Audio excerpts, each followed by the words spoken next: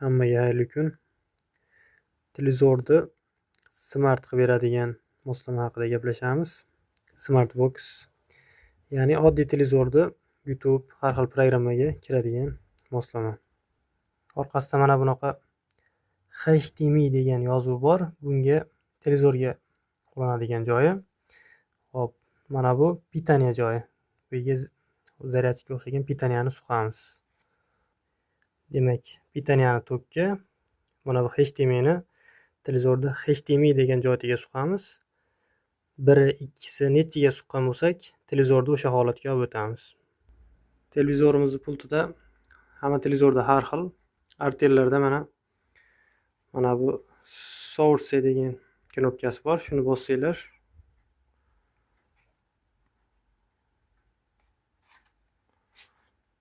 hop, HDMI 1, HDMI 2. Demak, biz HDMI 2 ga uladik. HDMI 2 ga qo'yamiz. Mana HDMI 2 ga qo'yildi. Hop, mana programma chiqdi mana.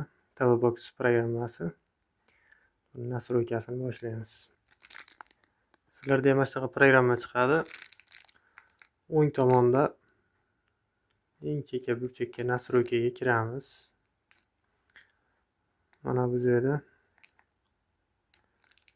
set internet degan joyi bor ekan. Shunga kiramiz. Mana Wi-Fi ning nomi. Shunga kiramiz. Kod so'rayapti. Kodini teramiz. Wi-Fi ning kodini terdik. Mana bunaqa zagruzka chiqdi.